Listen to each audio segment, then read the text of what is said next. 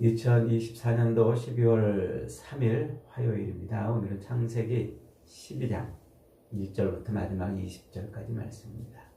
아브라함을 부르심 속에 나타난 하나님의 열심이라는 제목입니다. 아브라함을 부르심 속에 나타난 하나님의 열심. 신학적으로 창세기 1장부터 11장까지를 원시 역사 이렇게 불러요. 하나님께서 세상을 구원하시는 그 모든 구원의 그 방법과 계획이 또 창세기 1장부터 11장까지 다 들어 있는 거예요. 그래서 하나님의 은혜가 어떻게 흐르는지, 어떻게 죄악된 세상에서 자기 백성을 구원해 내실 것인지를 보여주는 그 완성된 그림이 바로 노아 홍수 사건이라고 그랬죠. 그 노아 홍수 사건에 그런 것이 다 들어 있는 겁니다. 노아 홍수 사건은 인간의 죄를 씻어내는 사건이 아니라고 했어요. 물로 심판하니까 죄를 씻었다, 이렇게 흔히 우리가 이제 생각하기 쉬운데 그게 아니고, 하나님께서 그 죄악이 관영한 세상에서 어떻게 세상을 구원하실까, 구원의 방주를 통해서 구원한다, 이 얘기를 노아 홍수를 통해서 보여준다고 했죠. 그렇게 이제 타락한 인간들을 구원하시기 위한 하나님의 그 구원 계획, 그것이 어떻게 세상 속에 시간과 공간 속에서 펼쳐지는지를 미리 그림으로 보여준 것이 바로 이제 노아 홍수 사건이라 이렇게 말을 했어요. 그 그림으로 보여준 하나님의 그 구원에 관한 이 세세한 이야기가 실제 역사로 펼쳐지는 것이 이제 12장부터예요. 11장과 12장은 이제 역사를 달리 이제 하는 것이죠. 그래서 창세기 12장부터는 하나님의 그 구원사, 하나님의 구속사가 실제로 어떻게 시간과 공간 속에서 어떻게 펼쳐지는가, 이걸 보여주는 것이 이제 12장부터의 역사라, 이렇게 이제 말할 수가 있어요. 그래서 이제 아브라함과 이삭과 야곱을 통해서, 요셉도 등장합니다만 이 요셉은 그리스도를 예표하는 인물이기 때문에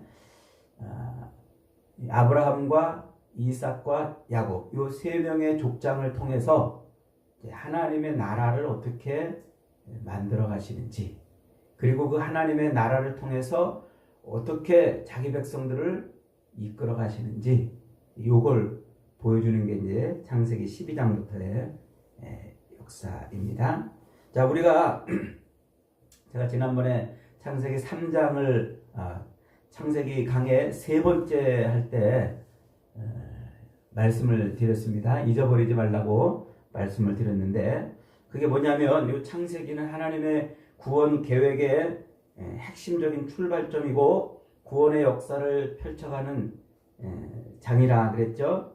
그러니까 하나님께서 천지를 창조하실 때 천지 창조는 완전한 창조였단 말이에요.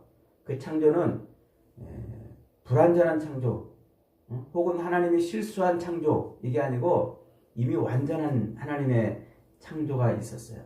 그래서 하나님이 창조한 세계에 어쩌다가 죄가 들어오고 어쩌다가 인간이 타락해가지고 할 수 없이 하나님이 예수 그리스도를 이 땅에 보내셔서 우리를 구원하시는 것이 아니고, 그 완전한 창조, 하나님의 그 묵시 세계에서 만들어진 그 완전한 창조가 어떻게 현실 세계에서 펼쳐져 가는지, 그걸 보여주는 게 창세기 역사라 그랬단 말이에요. 그리고 그걸 보여주는 게 이제 성경의 역사입니다. 그러니까 하나님이 천지를 창조하시기 전에 이미 전지하시고 전능하신 하나님, 또 모든 것을 모르시는 것이 없으시고 모든 것을 다 통치하시는 그 하나님이 이미 천지 창조를 완성하셨어요.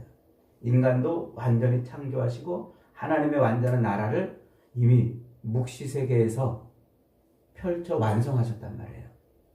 그 묵시세계에서, 하나님의 세계에서 완성한 그 창조를, 그 완전한 창조, 그래서 완전한 하나님의 안식에 들어간 그 창조를 어떻게 들어갔는지, 어떻게 창조를 해내고 인간을 어떻게 구원해내고 어떻게 완전한 창조에 들어갔는지를 보여주는 게 성경의 역사란 말이에요. 그래서 창세기부터 요한계시록까지는 전부 그걸 설명해 주는 거라고 했습니다. 그러니까 우리가 이 하나님의 완전하신 창조가 실제 세계에서, 현실 세계에서 그것이 어떻게 펼쳐지는지를 보는 게 성경이구나. 이걸 잊어버리지 말라고 그랬어요. 그래서 이제 성경은 그 완전한 하나님의 창조, 묵시 세계에서 완전한 하나님의 그 창조, 그 하나님의 나라가 현실 세계에서 그리고 어떻게 그 하나님의 나라가 완성이 세워지고 완성이 되는가, 요걸 이제 성경에서 보여주는데, 그게 역사적 이스라엘이라는 나라, 아브라함을 통해서 야곱을 통해서 세우는 역사적 이스라엘이라는 이 나라를 모형으로 하나님의 완전한 나라를 설명해내요. 그래서 이 하나님의 나라, 실제 역사 속에 있는 그 역사적 이스라엘이라는 나라는 무엇을 보여주려고 그러냐면 하나님의 완전한 나라, 하나님의 그 완전한 나라를 보여주려고 하는 모형이라 이렇게 말하는 거예요. 모형. 그래서 그 역사적 이스라엘을 결국은 신약으로 넘어오면 뭘로 만들어내냐면 영적 이스라엘이라고 이렇게 설명하는 거예요. 그러니까 시간과 공간 속에 있는 이 땅에 있는 이 역사적 이스라엘, 지금 저 팔레스타인에 세워졌던 그 역사적 이스라엘은 실제로는 뭐를 보여주는 거냐면 완성된 하나님의 나라를 보여주기 위한 모형이었다, 이렇게 설명을 한단 말이에요. 그래서 그 역사적 이스라엘과 완성된 영적 이스라엘을 묶어주는 단어가 교회라고 이렇게 말을 해요. 교회. 그러니까 이미 교회는 이미 창조 전부터 있는 거예요. 그리고 그 교회가 역사적 이스라엘을 통해서 어떻게 영적 이스라엘로 완성돼 가는지를 설명하는 단어가 되는 거예요. 좀 어려운 말인데 이 개념을 이해하고 있으면 성경은 어디를 펼쳐도 예수 그리스도밖에 보이지 않아요. 성경 어디를 펼쳐도, 신구약 1189장 어디를 펼쳐도 바로 이 그림 속에서 항상 예수 그리스도가 등장을 하게 돼 있는 거예요. 그래서 성경은 예수 그리스도를 통한 구원사, 구속사를 우리에게 보여주는 거란 말이죠. 그러니까 오늘날 우리는 정말 복받은 사람들이에요. 옛날 사람들은요, 신약 성경이 만들어지기 전에 역사적 이스라엘에 살았던 사람들은 이 예수를 알지도 못하는 가운데서 신앙생활하고 그래야 했던 거예요. 그래서 오해도 나오고 실수도 나오고 바리새인 같은 율법을 붙들고 사는 사람들이 나오기도 하고 그러는 거죠. 오늘날 우리는 이게 다 보이잖아요. 이제 예수 그리스도의 그 십자가 죽으심과 부활로 완성해낸 구원의 역사가 다 보이잖아요. 이제 뭐만 남았어요? 예수님이 재림하심으로 완성될 이 창세 전에 완성하셨던 묵시의 세계에서 완성되는 그 완성된 하나님의 나라만 남은 거예요. 이제 그리스도의 재림으로. 그러니까 우리는 오늘날 정말 믿음으로 사는 정말 큰 복을, 이 성경을 받았기 때문에 큰 복을 받은 사람들입니다. 그래서 우리가 성경을 놓지 말고 살아야 되는 겁니다.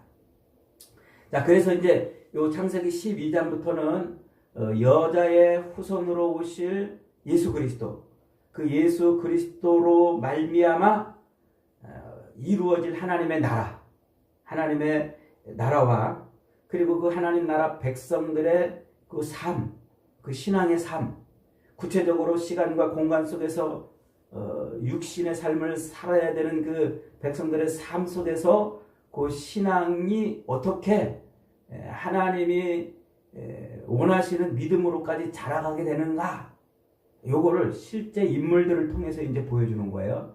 그래서 아브라함이나 이삭이나 야곱이나 요셉이나 그 이후로 등장하는 모든 이스라엘 속에 등장하는 수많은 사람들은 이제 오늘날 우리가 저 사람들이 저렇게 해서 믿음의 사람이 되었구나 하는 것을 배우는 아주 중요한 예들이라 이렇게 말하는 거예요. 그래서 그 예수 그리스도로 말미암는 구원의 그 완성을 이제 우리는 신약 성경을 통해서 보지 않습니까? 그러니까 이 창세기 12장은 이미 신약 성경이 그 속에 다 들어있어요. 그래서 예수 그리스도가 이 속에서 지금 다 들어있기 때문에 예수 그리스도로 완성되는 그 신약의 계시, 하나님 나라의 완성을 보여주는 신약의 계시가 어떻게 시작해요? 마태복음 1장에서 아브라함과 다윗의 자손 예수 그리스도의 족보라 이렇게 시작하는 거예요. 왜 거기서 신약의 첫 장에서 왜 아브라함을 소개할까요? 이미 거기에 다 들어있다 이 얘기예요. 다 들어있다. 어려운 얘기인데 이렇게 짤막하게 설명을 했기 때문에 여러분들이 분명하게 이해를 할 필요가 있습니다. 그러니까 창세기 12장에 하나님의 그 구원 계획이 다 들어있고 실제 역사 속에 하나님이 그렇게 아브라함을 통해서 이제 우리에게 구원의 모습을 보여주시는구나 이렇게 생각을 하시면 돼요. 1절 한번 읽어봅니다. 1절 말씀 시작. 여호와께서 아브라함에게 이르시되 너는 너의 고향과 친척과 아버지의 집을 떠나 내가 내게 보여줄 땅으로 가라 그랬죠. 어제 우리가 읽었던 그 11장 마지막 부분에서 아브라함이 살았던 동네가 어디예요? 갈대아 우르, 메소포타미아라고 그랬죠. 갈대아 우르. 갈대아 우르는 옛날 이미 기원전 3000년 이전부터 그 메소포타미아 문명이 발상했던 유프라테강 옆에 있는 조그만 도시입니다. 그런데 거기는 이제 수메르 문명, 그 메소포타미아 수메르 문명의 발상지이기도 하면서 사람들이 번성하며 살았던 곳이에요. 사람들이 번성하니까 그곳은 문화가 발달하고 경제가 활발하게 이루어졌겠죠. 근데 그곳은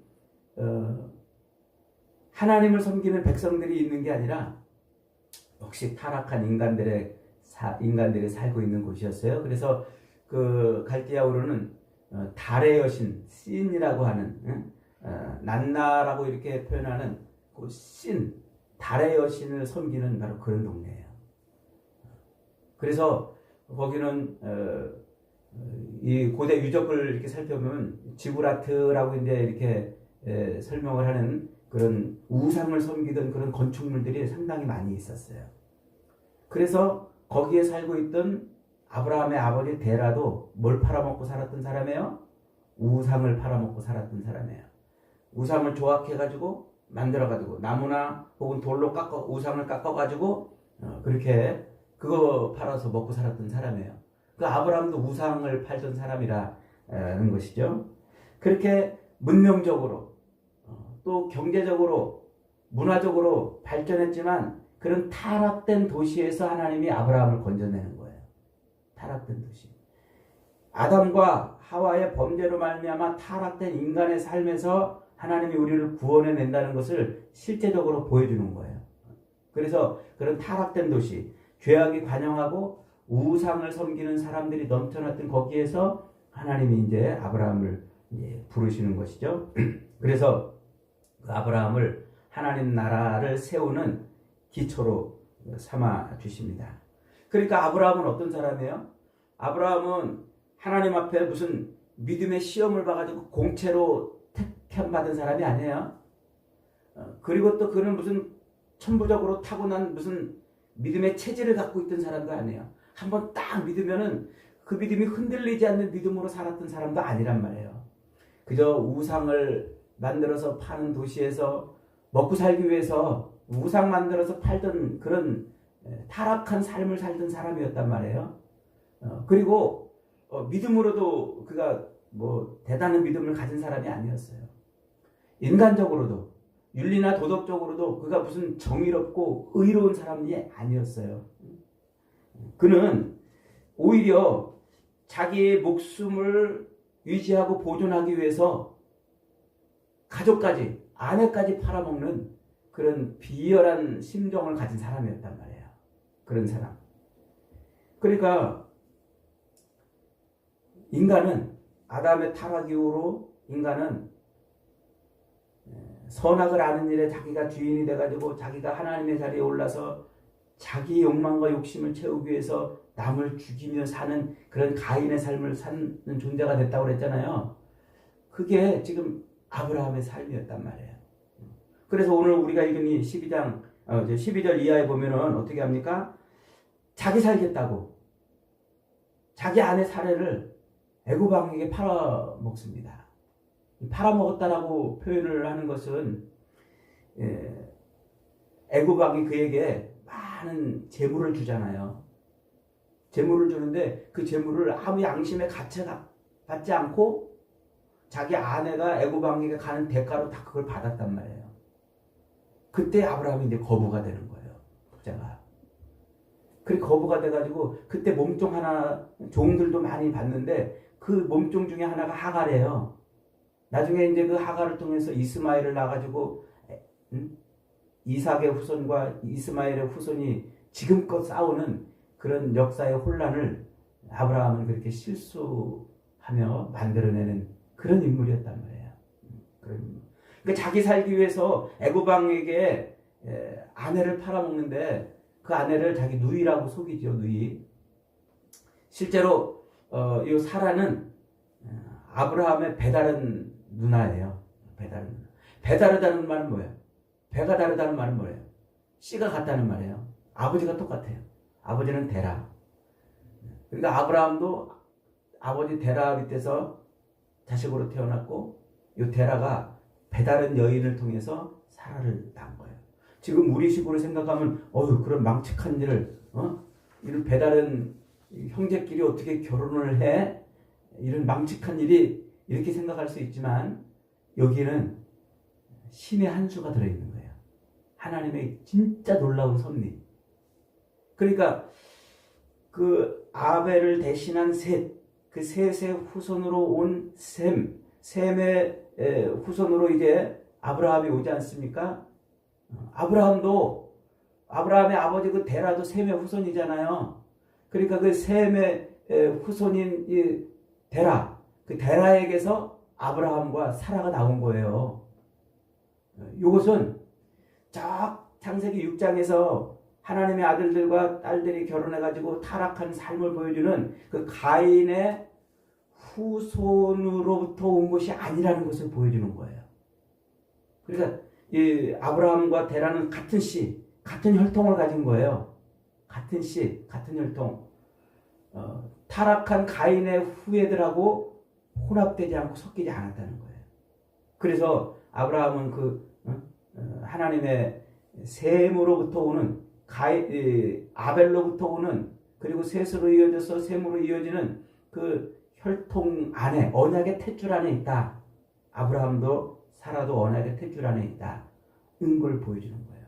그래서 아브라함이나 사라가 생산할 수 없는, 출산할 수 없는 그 지경에서야 하나님이 그에게 씨를 주셔요. 하나님의 씨예요, 그건.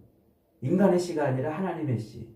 이렇게 하나님께서는 언약의 탯줄을 이어가는 그런 여자의 후손으로 오는 그 언약을 붙들고 있는 그 언약의 탯줄을 이어가는 하나님의 방식으로 자기 백성들을 구원해 내시는 거예요. 이게 신비한, 정말 하나님의 신비한 일하심이죠.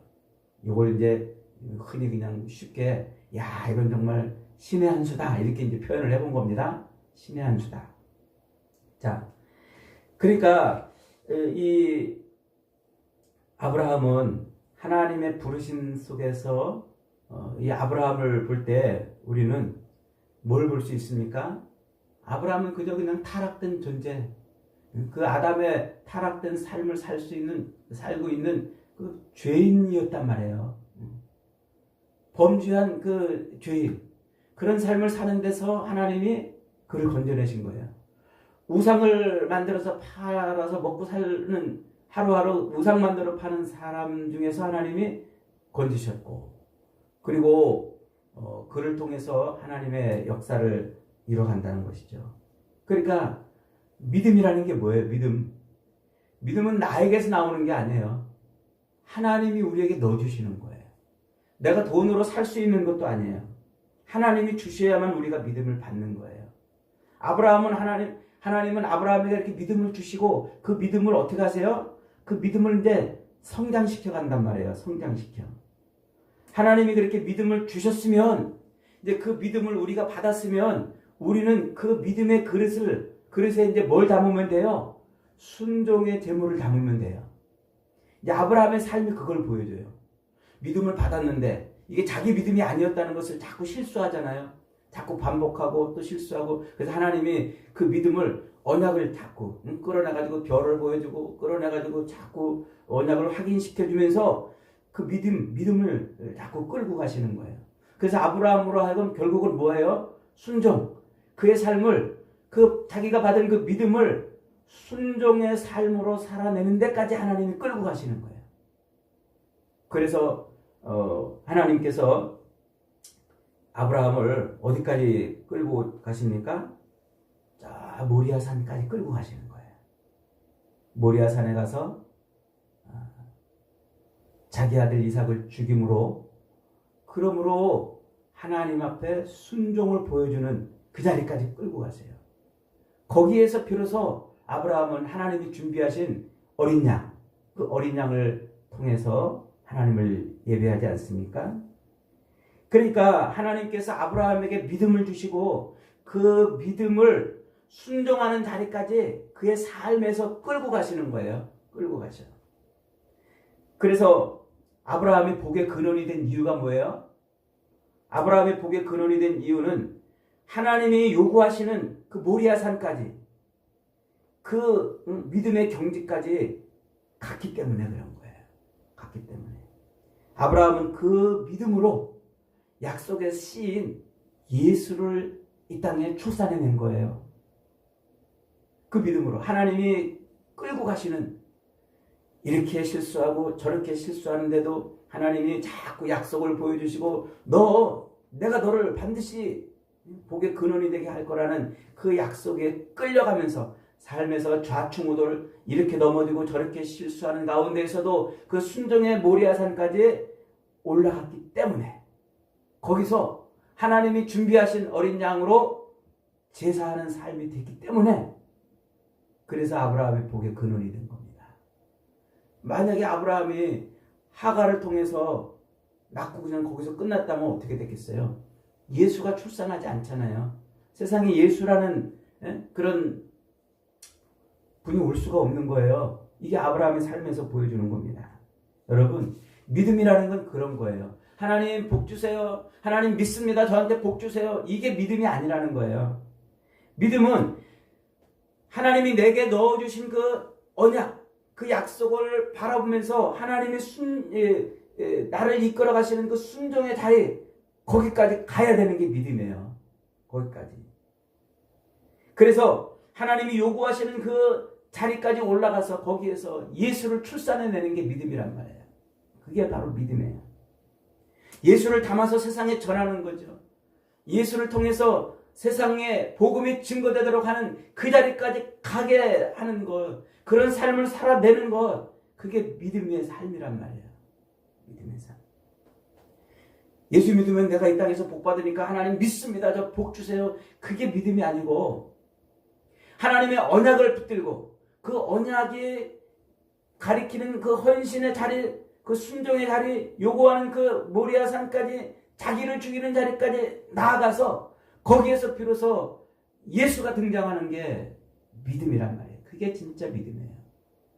저와 여러분을 하나님이 이 죄악 가운데서, 허물 많고 죄 많은 가운데서 선택해서 우리에게 믿음을 주셨다면, 이제 우리는 그 믿음을 어떻게 해야 돼요? 하나님의 이 언약의 말씀인 성경을 붙들고 이 믿음을 순종의 다리까지 끌고 가야 된단 말이에요. 그래서 이 순종의 다리 끝자락에서 예수를 출산해내야 돼요. 우리의 삶으로 예수를 드러내야 된단 말이에요. 우리의 입으로 예수를 드러내야 된단 말이에요. 그래서 사도 바울이 우리를 뭐라 그러는 거예요? 너희는 그리스도의 편지라. 너희는 그리스도의 향기라. 그러는 거예요. 나를 보면은 예수가 보여야 된단 말이에요. 나를 통해서 다른 사람들이 예수를 보고 예수를 통한 그 복음을 들을 수 있는 자리까지 나가야 되는 게 이게 믿음의 삶이라는 거예요. 이게. 이방인들이 자기 신 앞에 나가서 우상을 섬기면서 비나이다 비나이다 나 잘 먹고 잘 살게 해주세요. 그게 믿음이 아니라고 우상의 도시에서 하나님이 아브라함을 꺼내서 그 믿음을 넣어주시고 예수를 출산하는 자리까지 모리아산까지 끌고 가셔서 끝내 거기에서 하나님이 준비하신 그 어린 양을 제사함으로 그런 인생으로 만들어내는 게 이게 지금 창세기 12장 아브라함을 부르시는 삶 속에서 우리에게 가르쳐주는 믿음이에요. 여러분 지금 여러분은 뭘 믿고 있습니까? 복 주세요. 잘 되게 해주세요. 이건 우상을 섬기는 믿음이에요. 우리의 믿음은 하나님의 언약, 여자의 후손으로 오시는 그 예수 그리스도를 통해서 이루실 하나님의 그 약속을 붙들고 하루하루 좌충우돌하면서 실수하면서 넘어지면서도 하나님의 그 언약의 말씀이 끝내 성취되는 자리까지 나가서 내 삶에서 예수가 선포되고 드러내고 나타나는 거기까지 가는 것이 믿음인 줄 믿습니다. 그래서 그 믿음이 진짜 믿음이라고. 인자가 올 때 참 믿음을 보겠느냐고 주님이 우리에게 말씀하시는 거예요. 나더러 주여 주여 하는 자마다 다 천국에 들어갈 것이 아니요 하나님의 뜻대로 행하는 자라 들어가리라고. 주님, 우리가 주님의 이름으로 선지자 노타고 주님의 이름으로 귀신을 쫓아내고 주님의 이름으로 많은 권능을 행하지 아니하였나이까 할지라도 이 불법을 행하는 자들아 내게서 떠나가라 말씀하시는 거예요. 여러분, 저와 여러분은 우상을 섬기는 믿음이 아니라 우상을 의지하는 믿음이 아니라 언약의 말씀을 붙들고 우리의 삶에서 끝내 예수 그리스도를 드러내고 선포하는 그 헌신의 자리까지 가는 것이 믿음인 줄 믿으시고 오늘도 그런 믿음으로 사는 저와 여러분이 되시기를 주님의 이름으로 축복합니다.